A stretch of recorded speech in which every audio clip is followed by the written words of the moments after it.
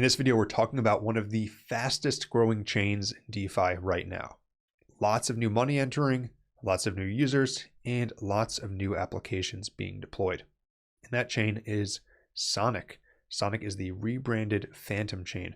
And like I mentioned, it is growing quickly. We're going to talk about Sonic's ongoing airdrop incentives program, as well as some DeFi opportunities on Sonic. Now let's get into it. Before we get started, quick reminder that nothing in this video is financial advice. Anything in crypto, especially anything in DeFi, has risk, so please be smart. Please do your own research, of which this video can be an important part. All right, so let's talk Sonic. First off, what is the deal with it?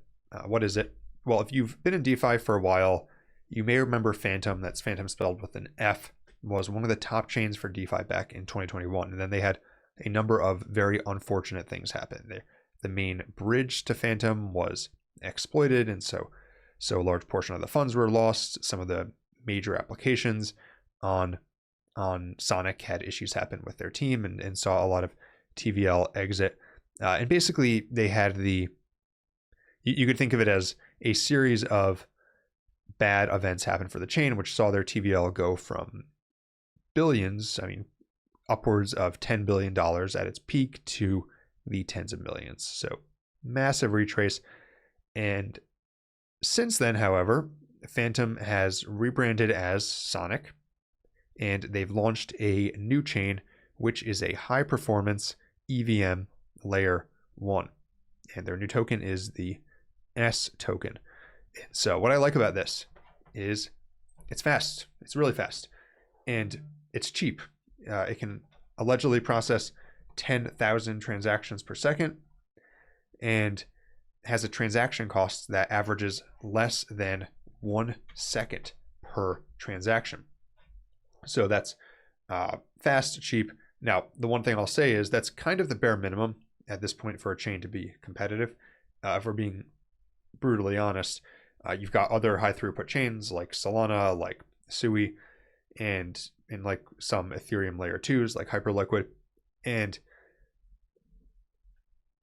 so while you can argue over which chain actually is the fastest, which one's the cheapest, which one has the fastest time to finality, for example, at the end of the day, for most applications and from a user perspective, at this point, speed is not a bottleneck typically. It may be in the future, but right now, most applications people want to use, Solana, Hyperliquid, Ethereum layer 2s, Sui, they're fast, cheap enough, but it at least puts it on par with them, right? So I like that about it. Another thing I like about it is that they actually do have some original tech. They have the Sonic VM, which is 100% EVM compatible, but with increased security and reduced app crashes, as well as lightning fast execution. That's their words. They have Sonic DB, which allows for low latency and several other things that increase the performance of the chain. So I actually like the fact that they made it EVM compatible, because that's important to getting applications quickly and to having people being able to access it with the wallets they're used to using. But they did make performance improvements to put it on par with some of these other high throughput chains. Another standout feature is that apps that are deployed on there, they earn 90% of the fees that are paid to the chain. So if you remember, for example, Ethereum or really any chains, Ethereum, Solana have the most cumulative gas fees spent because of the sheer amount of volume. Oftentimes there's millions of dollars being spent a day in transaction fees. What Sonic does is it actually gives most of those back to the people who built the app. So if you built an app that's used, maybe even a public good, you built a public good that you're not charging a fee on, well, now you actually can earn money on Sonic. So it gives an incentive for people, especially those building public goods, to deploy them on Sonic. And the other thing I like about Sonic is that it's growing quickly. In fact, it's one of the few DeFi chains that is still growing over the past month. If we hop over to DeFi Llama, we can see that since the start of 2025, the TVL on Sonic has grown from around $72 million to $465 million. And if we go back a few weeks before that, it was sitting at only around $4, $5, $6 million in TVL. So basically a 100x in less than 2 months in TVL. Now, they had the advantage that they already had Phantom Chain, and some people are no doubt moving liquidity from there. But this sort of growth chart, you would not know that most of the market, especially the altcoin market, is in a retracement right now. And if we overlay the price on it, the S price, then we can see that this increase has actually not been driven by a price increase. It's been driven primarily by new money flowing in. Similarly, if we look at activity on the chain, then we can see here that the volume has increased since the start of the year. At the beginning of 2025, the volume was looking at tens of thousands to hundreds of thousands in transactions a day. Even after a few days into 2025, we were looking at $2 to $3 million in trades a day on the Sonic network. Now, on a typical day, we're looking at more like $30 to $50 million, even almost $70 million on one day recently. So that's a dramatic increase, right? 30 plus X in just a couple months, and that speaks to the growth on the Sonic ecosystem. And a huge part of the reason why Sonic is growing is that they have this ongoing airdrop program. They're distributing nearly 200 million S tokens, which as of the time of making this video would be valued at over $100 million worth of S in total. And they're being pretty transparent about how you can actually earn those. You earn it by either holding assets on Sonic, certain whitelisted assets, deploying those assets into DeFi, or using apps, provided those apps are distributing their airdrop to you. More on that in a second. So first, passive points. So that's the first way to earn it. You earn these by holding whitelisted assets on your wallet in Sonic. So what are those whitelisted assets? We're looking at various types of stablecoins. We're looking at wrapped ETH. We're looking at different types of Sonic or staked Sonic. And we're looking at different types of wrapped BTC, specifically Solve BTC. You can see here that certain assets have larger boosts. So for example, they seem to be placing a priority on these stablecoins. They want ETH liquidity, and then one vanilla wrapped ETH and then Solve BTC have the lowest boost.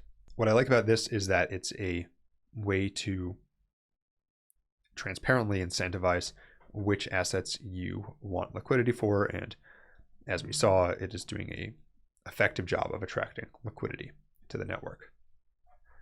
The next way that you earn points is through activity points. So you can take those same whitelisted assets and you can then deploy them into participating apps in the DeFi ecosystem, and you will then 2x the number of points.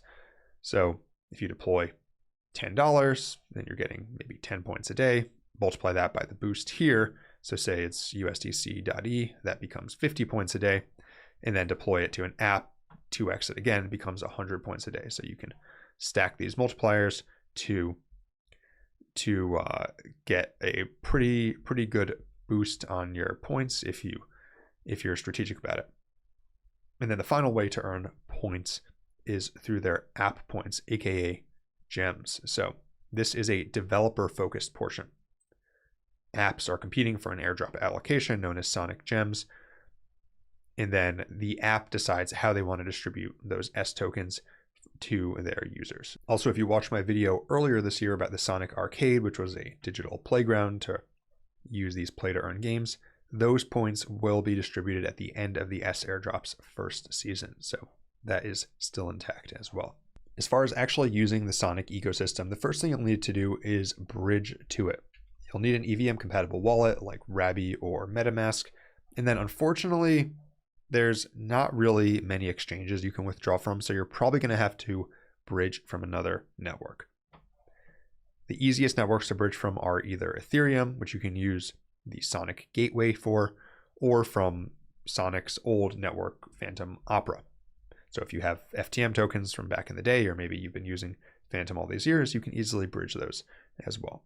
There are also a number of third-party bridges that Sonic links on their website. But again, probably the safest, easiest is going to be to bridge from Ethereum. Once you're on there, there are a lot of applications. Like I mentioned, they've been attracting a lot of developers with their incentives programs. There's in fact over 60 applications tracked on DeFi Llama for Sonic at the moment. So if you're figuring out where to deploy your assets, either to earn those activity points for the airdrop or to earn yield, this is a good place to start. And while there can be alpha in the smaller ones, great place to start with any ecosystem is always the top ones. So we'll look at those. So first, let's talk about Silo. Silo is the largest lending market on Sonic. And as you can see here, their TVL on Sonic is most of their TVL, which makes Silo in many ways more aligned with the success of the Sonic ecosystem. And if you go to their website, you'll notice that Sonic is not listed. You have to go to V2 to see the Sonic markets. And you can see here that many of these are pretty decent yields for depositing stablecoins or even S tokens, looking at over 10% on some of them. Maybe nothing to go crazy for, but pretty good if you're trying to earn points on top of that. You can see here, for example, they advertise the 10x Sonic points on USDC.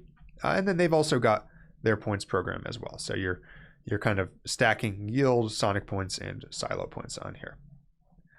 Another application that stands out is Beats. Now, what I like about Beats is Beats was one of the few Phantom apps back in 2021 that is still around, kicking and adding new features today. I remember Beats back in the day. It was a friendly fork of Balancer, and they had all of these awesome liquidity pools. They would have these like basket type liquidity pools where it might be every layer 1 token in a liquidity pool, and then you earn yield on it. Really cool. And now they still have a DEX, but they're primarily liquid staking. We can go here on their website and we see that we have the options to either stake S or explore pools. So stake S is going to be, as you would expect, to liquid stake Sonic, and you earn 5.4% APR. So this is the leading liquid staking solution. If you just want to hold S token, you like what you've heard so far, and you want to make sure you're exposed to the network yield, this is a place you can do it. They also still have some pools on here. So you can see, for example, they've got this Bitcoin treble pool, which is a couple different types of Bitcoin. The yields on most of these are not crazy. Some of them are decent. Some of them are decent, like these ETH yields, 12%, stable yields of 19%. You can see this one is boosted. You may find some gems in here, but I would say most of what you would probably be coming to Beats for would be for liquid staking, or to find a way to accumulate more points for that airdrop. Another Sonic protocol, and this one does have really high yields, is the Shadow Exchange. This is the fastest growing DEX on Sonic. As of the time making this, it's the largest DEX on Sonic. And this is going to be your classic automated market maker, decentralized exchange, where you can earn high yields as they work on bootstrapping their liquidity. Now, keep in mind the APRs you see here, you're not going to be earning exactly that, because providing liquidity on here is a bit more complicated. It's concentrated liquidity. That being said, even if you had a relatively wide band, most of these yields would still be substantial. And this is, you can either earn yield on Sonic with ETH, you can earn yield on Sonic with stablecoins, you can earn yield on different types of ETH. This is a place where you can really go and you can stack both the multiplied points for Sonic with potentially high yields and start to really rack up some rewards. So I think part of why this network's been doing so well is that it feels kind of like the old days of DeFi in a way, where you have a growing ecosystem and you can just be soaking up those rewards and reinvesting in them. Now, keep in mind, all these things come with a risk. Smart contracts do get hacked sometimes. Protocols do get exploited. So understand that you don't want to put in more money than you're willing to lose. However, if you're willing to have some money that's still risk on in the current market, then the momentum is there for this ecosystem. By the way, if you like this sort of analysis, you want more of it, every single week I send out a free newsletter where I include top readings as well as some on-chain analysis. And then I have more frequent updates, including video updates for people who are premium subscribers. Newsletter.dynamodefi.com. If you want more videos like this, be sure to like and subscribe. Thanks for watching, and until next time, this is Dynamo DeFi.